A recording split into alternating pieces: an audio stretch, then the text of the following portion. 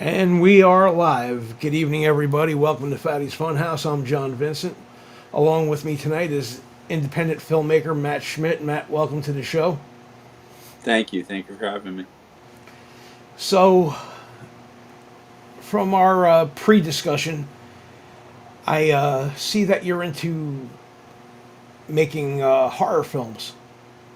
Correct. Correct. I've been a lifelong fan of horror.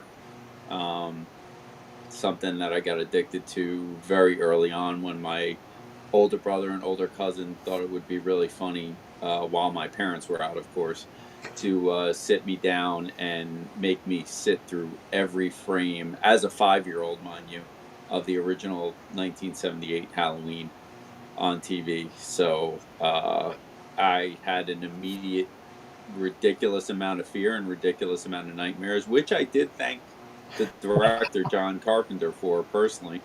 But I also became obsessed with that thrill seeking, that fear, like that, similar to like a fear of, like, getting on a roller coaster, but you can't help but love it a little bit too. I mean, back then you had like all the real, like, great horror movies. You had Friday the 13th, you had Halloween, then all the sequels came about. Yep. Freddy Krueger came on the scene, Nightmare on Elm Street. Can't leave my buddy the Leprechaun out. No, of course not. How can you leave out Warwick Davis, especially since also being a Star Wars fan, he's in almost all the Star Wars movies. Right? I mean, the Leprechaun, that was just, classic. And Child's Play, Chucky. Yep, yep, yep. Child's Play, done by one of my favorites, Tom Holland, who directed the original Fright Night as well, which was one of my favorites.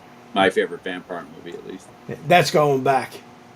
Yep. Right. Well, I go back, so what can I say? So do I I. am Believe me when I tell you, I'm 54. So I mean, I'm right behind you at 50. So so what's your most current film that you have done or you're working on? yeah, I guess almost a year ago now we put out Mr. Sandman on Tubi, which is a horror movie that follows a little girl and her long, terrifying journey to the safety of her bedroom and to make it through the night. So the way I pitch it to people basically is like, have you ever like been asleep, or watching TV late at night, like in the living room, and your parents are there, but you fall asleep. They go to bed. You wake up like 3 in the morning or whatever, and all of a sudden you find yourself alone. And now as a little kid, you got to make it back to your bedroom, but you're going through the hallway, you're turning lights on and off, you're running up the stairs, you're trying to get back to the safety of your bedroom, throwing covers over your head because you're seeing shadows, you're hearing noises that aren't really there. So that was the premise of the film. And then I was like, well, I can't just have it be a kid's imagination. I have to actually put a real threat in that fear of the dark. So I figured, what's a good folklore threat that all kids are scared of? And I thought Mr. Sandman would be a great one. Well, I'll tell you. I mean, I watch Tubi all the time, so now I'm going to have to definitely look for it, and that's probably going to be my late night tonight, as a matter of fact. Oh, well, I'm looking forward to your feedback. I really hope you enjoy it. Seems to have gotten a lot of positive feedback, so I'm actually pretty proud of it. Now it's a full length feature. It's actually, the film itself is only 36 minutes long, and after the credits, there are interviews with myself and the cast, about the experiences we had on set and the process of making Mr. Sandman. Okay. So now, is there anything else that we're going to be looking for in the near future, or something that's in the past that you would like to bring up? Yeah, before that, I started out when I started out this independent filmmaking journey. The easiest way for me to start out as an amateur was to start out with what's known as found footage style, which would be like the Blair Witch or Paranormal Activity, that type of thing. So I lucked out and have a friend who has a hotel down here in the South Jersey area, and in the off season, she let me use it as an abandoned hotel. The movie's called The Challenge, and it's on YouTube. And it's these two teenage girls that take up an internet challenge where you have to go to this abandoned hotel and make it all the way up to the fourth floor and make it all the way back down. And supposedly other kids in their school have tried it and just never got through it, didn't have the guts. So they go in, and all sorts of haunted hijinks happen without giving away any spoilers. But that got a lot of positive feedback too. So yeah, those are two films that I'm pretty proud of. Anything in the works? Nothing currently, and reason being is Mr. Sandman, because it was cinematic style, took a lot out of me, and it because the difference between found footage and cinematic style, with found footage you can kind of let the camera run and you make 5 minutes of usable footage in one shot, whereas if you do something cinematic style, you actually have to set up each shot, each lighting, everything. And even though it was only a 30-minute short, we had to set up 250 individual shots. Wow. So I'm doing that with with my own daughter, a full-time student, a busy athlete, working on my wife's schedule, my other kid's schedule, a dog, a cat, pretty much a full house. And we're filming in my house. So our shooting time was limited. To get 250 shots took almost 3 years. Wow, that's a long time. Well, usually to create a film, it's it could be anywhere from 6 months to a year, maybe longer, depending on what you're working with. I'm sure. Right. That's for people who are doing it full time. I'm doing it part time, aside from my full time job and other responsibilities.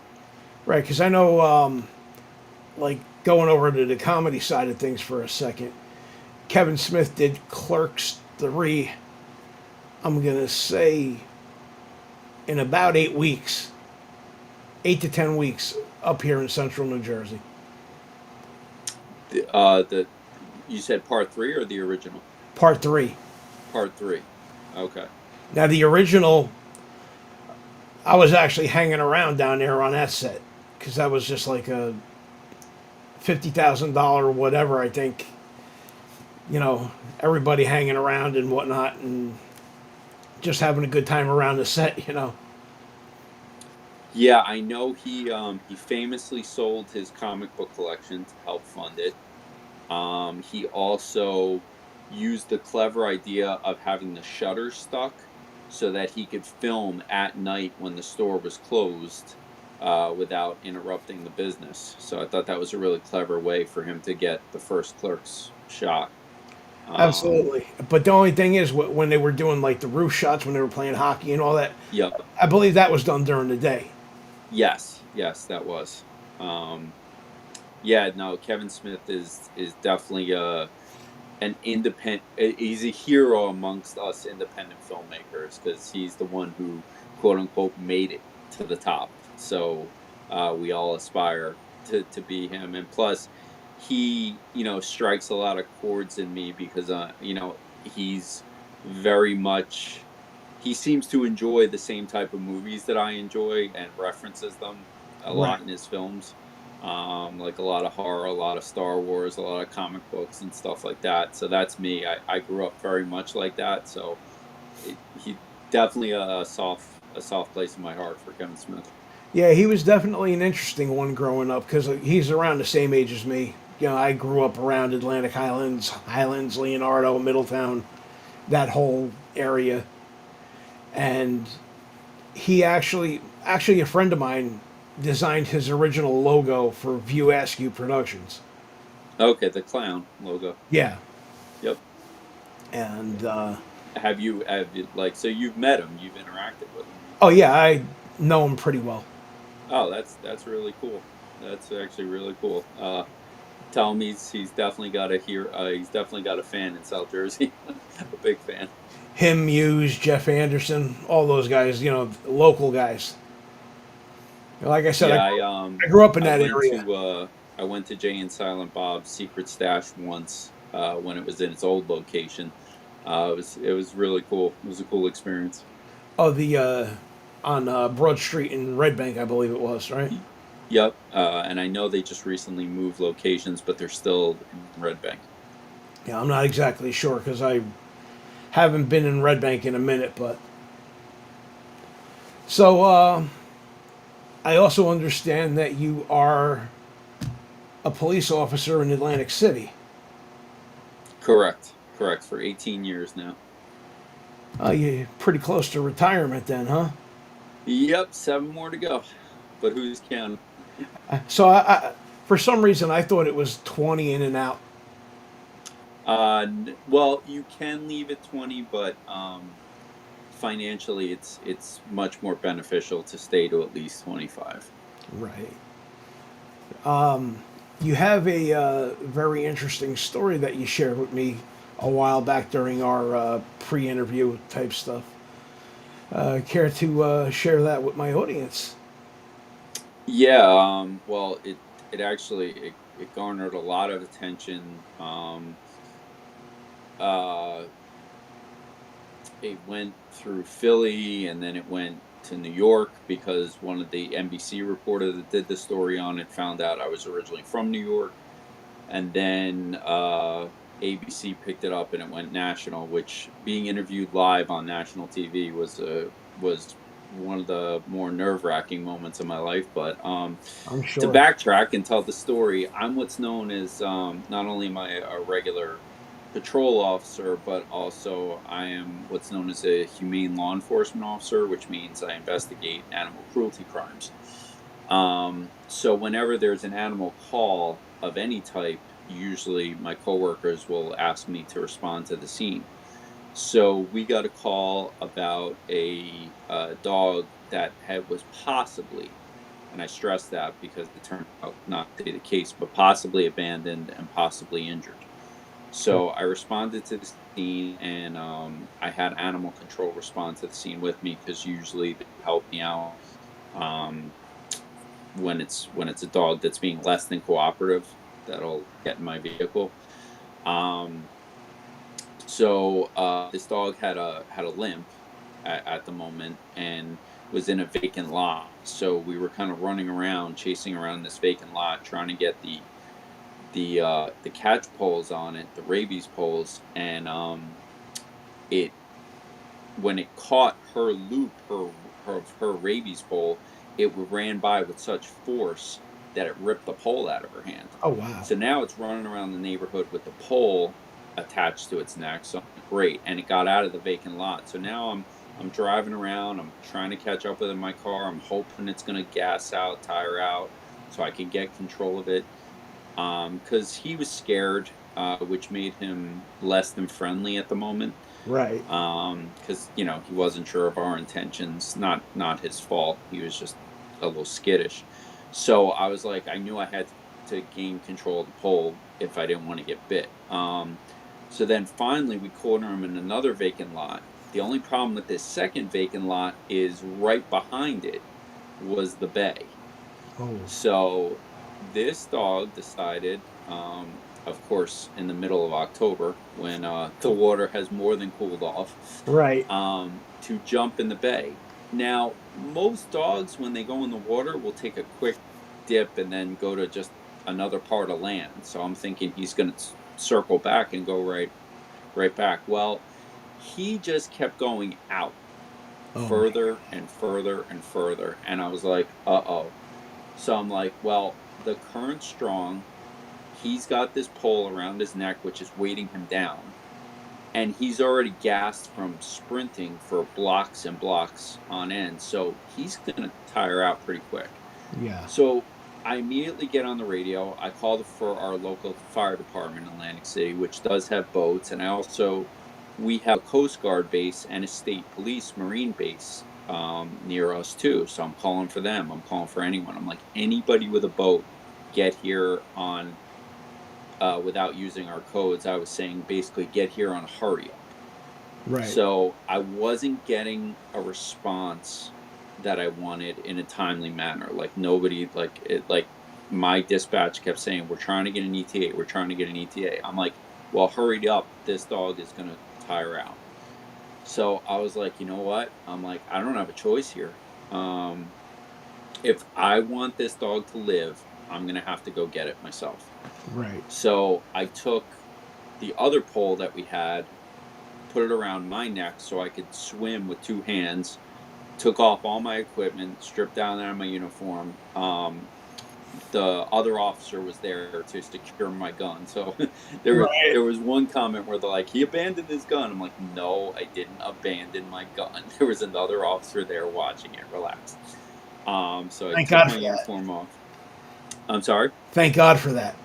Yeah, yeah, no, I wouldn't leave my gun if there wasn't another officer there. Um, So I got in the water, and it was like when you get in, it was like that initial shock of like cold water hitting. You're like, Right. oh, I'm like, oh, I felt that. I'm like, Yeah. oh, I'm I'm awake like, now. there it is. I'm like, there's the cold water.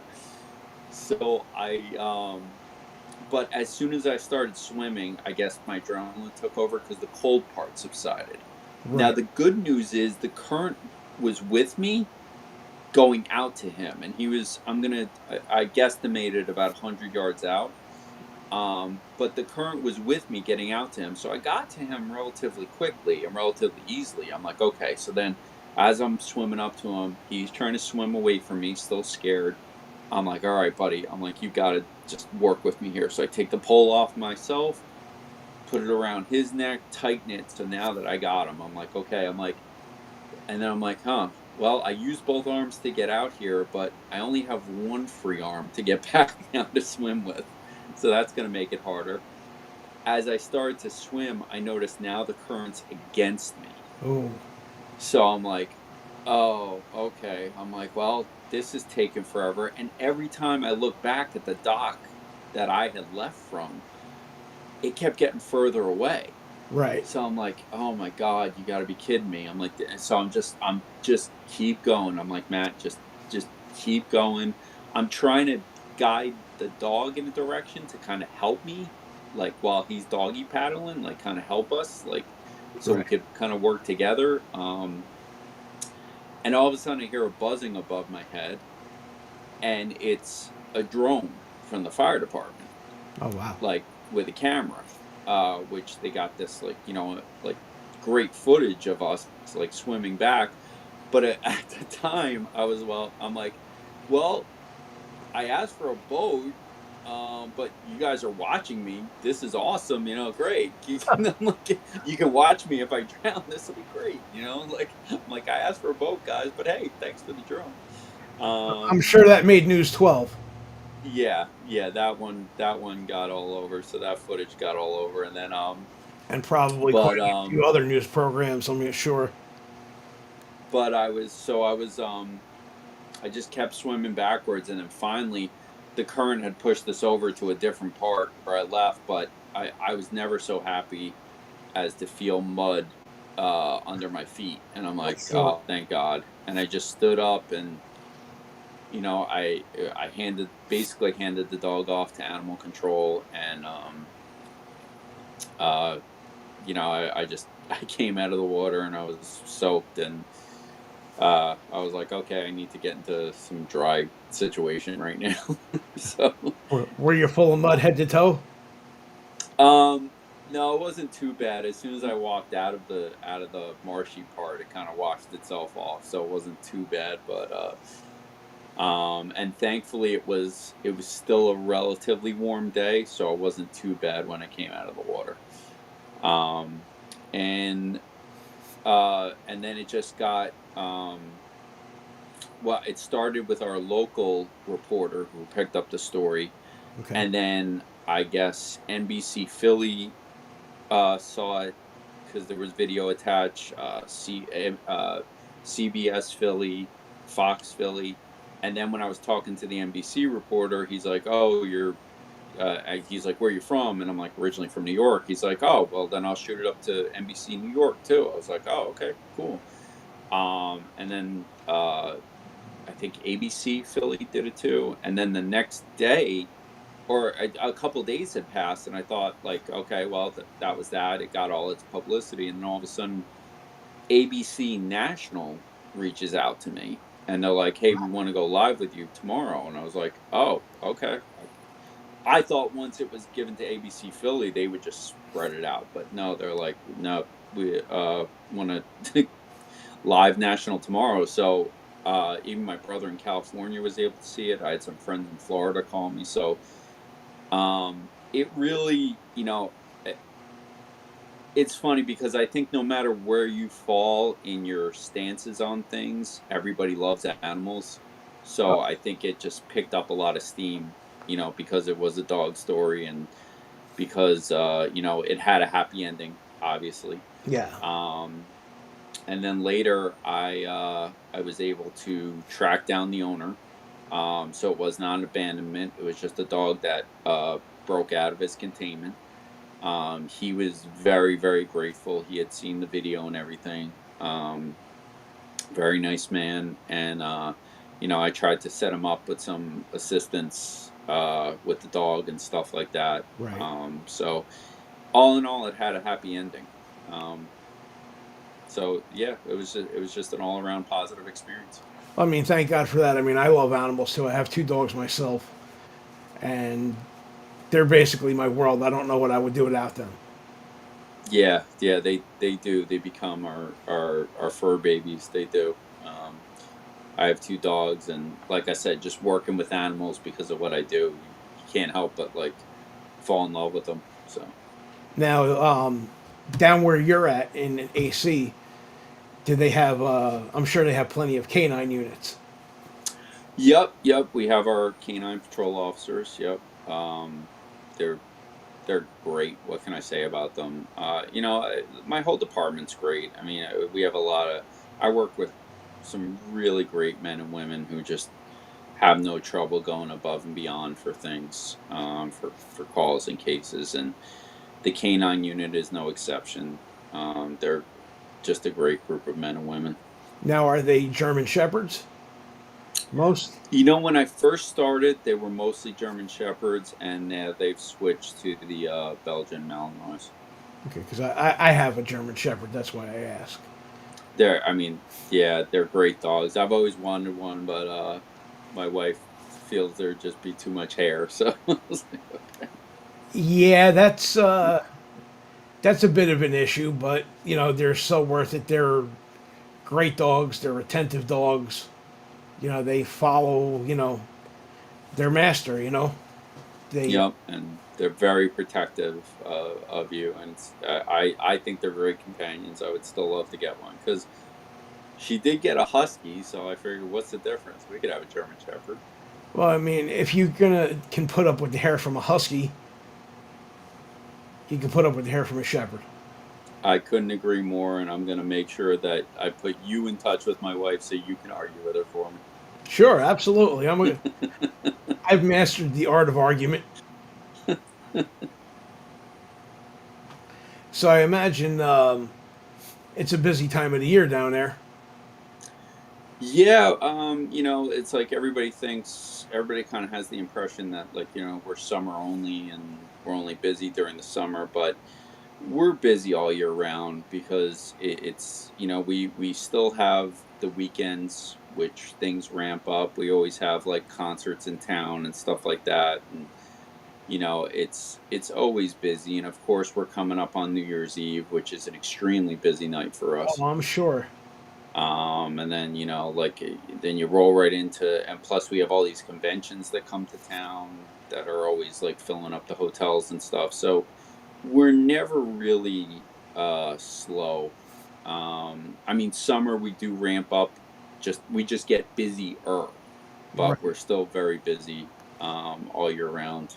So it's like we only have a population of roughly 35,000 people, but I forget what the actual number was, but it was like a few million a year in tourists. Oh, So sure. it it it definitely keeps us occupied. So getting back to independent film. So now, are there any? Are you writing anything new or any I have ideas? a Like, what's your process?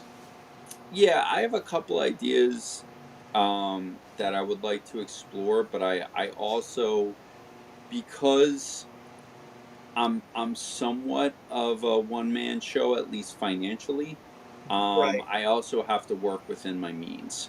So sometimes like I'll have like a great idea and then I'm like, oh, but that would cost more than I have to spend on these things.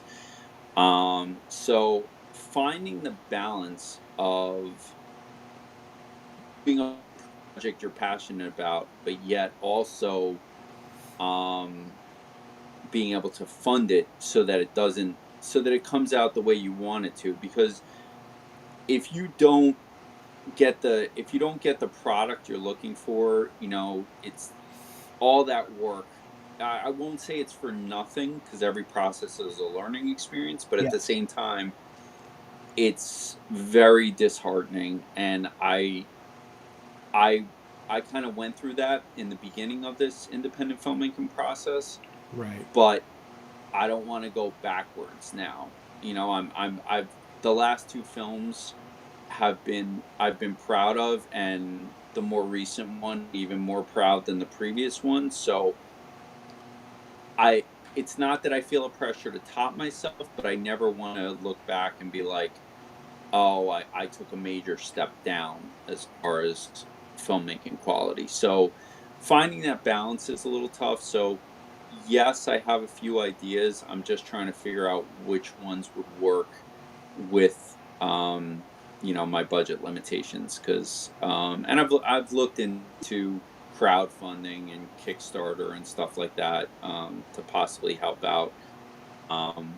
But there's a lot of other independent filmmakers out there who are also Yes, doing there the are. same thing, and there's only so much money to go around. So I can't.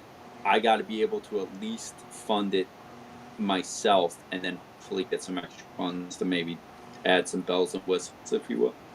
Right. I mean, I know cameras cost money, lighting costs money, your post production costs money, your pre production costs money. And actors and actresses cost money too. Right. Exactly. The main part of it all. Yep. So yeah, but it's always going to be a passion of mine, and I'm always going to want to revisit it. Um, and it's not just money, because time limitations are a very real thing with a full-time job and a full family, full house. So I just do the best I can, and I don't try to put pressure on myself. So when the stars align, yes, the next project will be fired up. Right. But until that time, you'll probably have about three or four that are kind of sitting around collecting dust, so to speak, or you're trying to Yeah. improve on the idea. Yep. Yep. Trying to make the ideas feasible. I have no lack of ideas, that's for sure. Just time and money. That's it. Right. It is, I guess, to use a cop term, it's the thing that's handcuffing me the most, is the time and money. Well, I Pretty mean, much that simple. to use another one, there's only so much you could. I'm a police officer salary. I'm sure they're up there now, but there's only so much you could do when you're you know doing that on your salary. With side projects and plus support a family.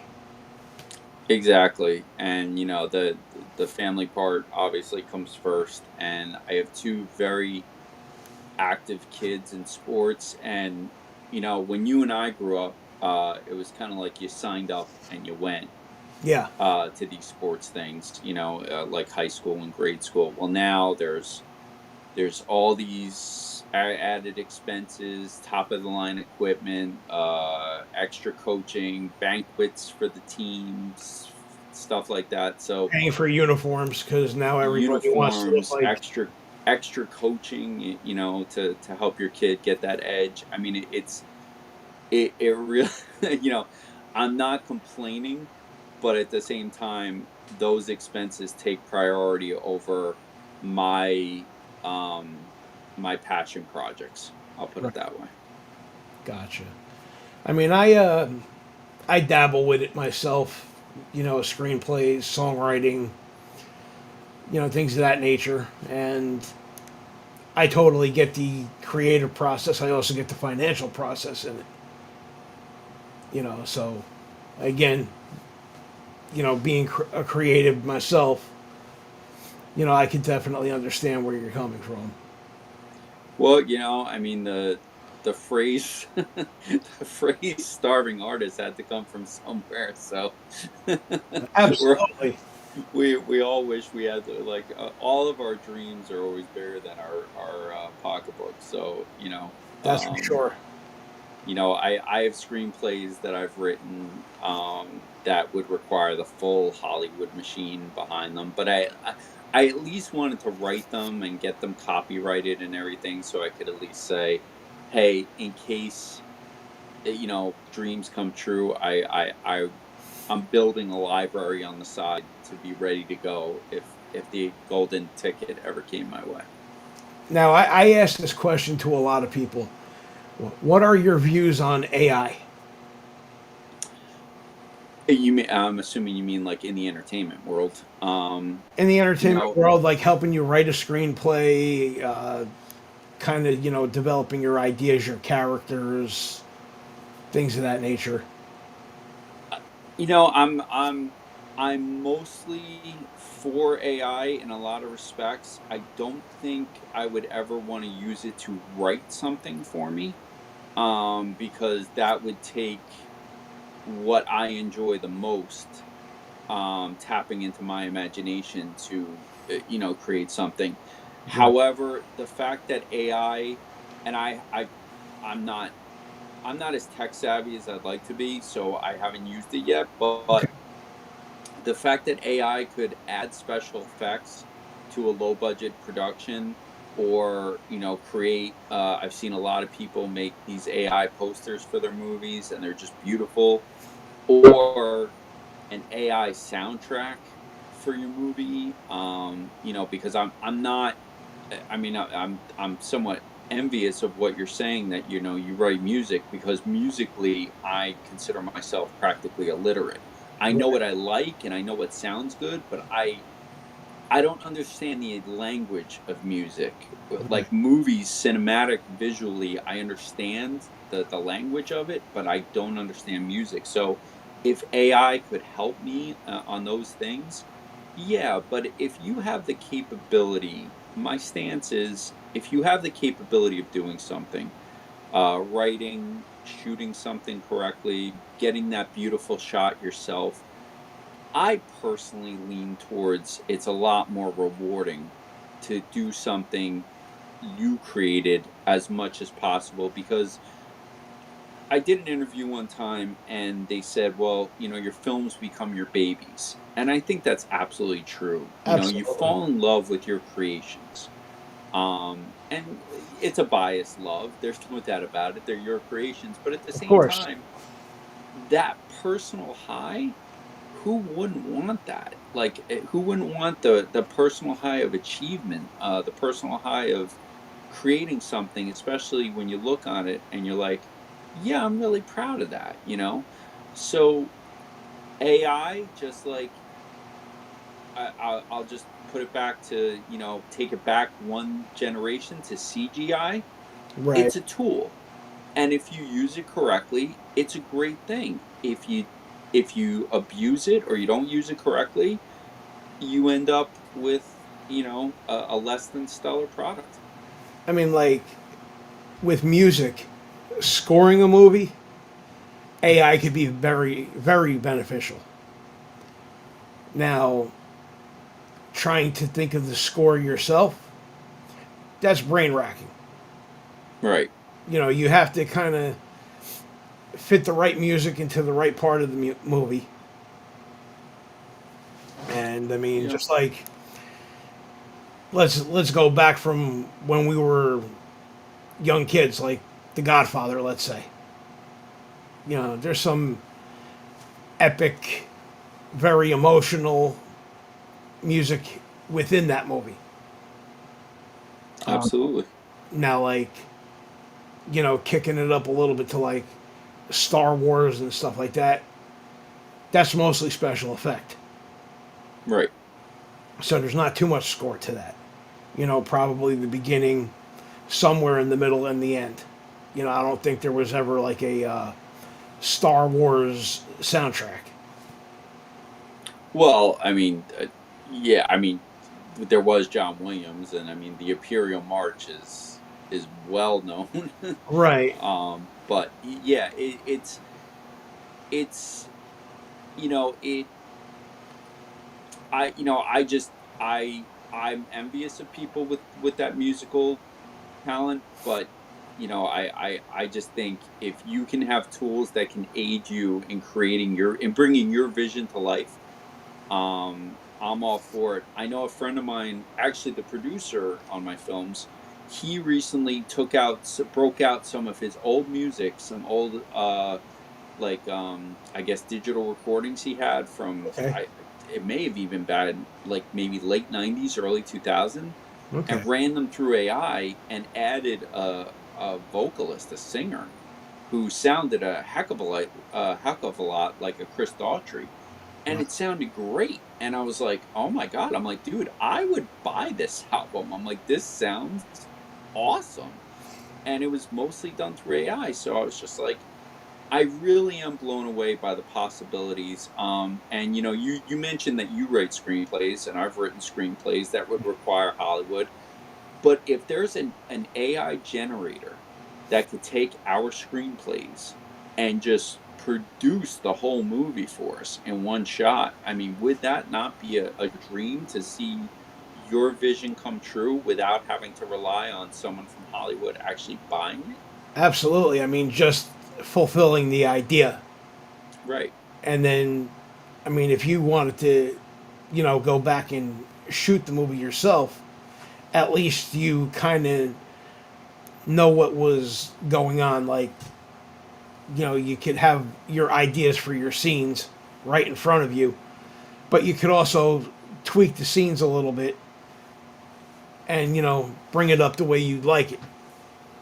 Exactly. Or, I thought about this if and again I still have to do research, but if you could like get something if you could produce a film through AI with your self-written screenplay and it now is out there for the world and it goes viral on YouTube, then maybe that could be your key to be like, hey, it's like basically offering Hollywood a proof of concept. Say, see, this idea is successful, let's take it to the next level and produce it for real. And that would be a great intro too for a lot of independent filmmakers. See, now, a lot of the stuff that I've actually played with, just kind of writing prompts and see how it would look, you know, like on a finalized thing, it kind of it looked too artificial to me. You know, the idea was there because I believe I wrote the prompt correctly, but the end result really wasn't what I was looking for. I guess Right. kind of like almost like Shrek like. I, I gotcha. I gotcha. Well, I think we are still in the infant stages of AI, and I think like anything else, as the technology becomes more advanced and expansive, the accessibility to the average Joe is going to be more, because I filmed Mr. Sandman entirely with iPhone, and Really? it looks very cinematic. So and that this is technology that everybody has access to, Yeah. and I think, and even the software I use is Final Cut Pro. You're talking about professional graded editing software that's accessible to everyday people, and I think it's great. And I think with AI, it's just going to be the same thing as time goes on. The top of the line AI will be more accessible to everyday people. I use Adobe Premiere to edit, Okay. and I'm sure Apple incorporated this in Final Cut Pro as well. There are certain things you could do with AI right within the software that you can prompt. Yep, there probably are, and I just haven't even had a chance to really delve into it. I did pretty much a straightforward edit for Mr. Sandman without a lot of bells and whistles as far as special effects are concerned. There were a couple of special effects, but nothing out of my wheelhouse that I couldn't handle. But I'm Right. sure as I don't grows and updates, it's just going to get more and more impressive. I mean, you're probably a basic editor like myself, like what needs a cut, what needs a fade, what Yep. needs a little gradient fill, whatever. Yep, and even with the music portion, since like I indicated, I'm not musically proficient, I decided to take a different route and use sound effects to fill in for the music, and I've gotten a lot of compliments on it, so that worked out well too. I Because mean, I wanted to give it more of an organic sound than a score. right. Um, because it is supposed to take place at night in the quiet, in the dark. So, um, yeah, it seemed to work out well. Well, that was just like my friend's movie that I was telling you about. Um, it was called Outhouse. They did it. They did it in a wooded area down like in the Toms River area. I guess Pine Barrens, whatever. Yep. And there wasn't a lot of. There was an intro song and there was an outro song, but most of it was all effect. So I was trying It to can get be him. effective. I was trying to get him to do a sequel to it, but yeah, he definitely wasn't interested in that one. Bringing out the old outhouse one more time. But yeah, I mean, there's just in movies, there's just so many different ways you could go with anything. Like I wanted to write a Soprano spinoff type of thing, just for like an hour and a half long movie called it was called Another Jersey Mob Story. Okay. And let's say between like South Jersey and North Jersey and something in between. There are a lot of different location changes, stuff like that. And I actually went into the AI a little bit just to kind of you know get a little what's the word that I'm looking for? Just a little scope going, you know, to see what direction that I might want to go with it. And part of it worked, part of it didn't. And now I'm actually trying to do a little more research myself, to kind of get into where I want to be.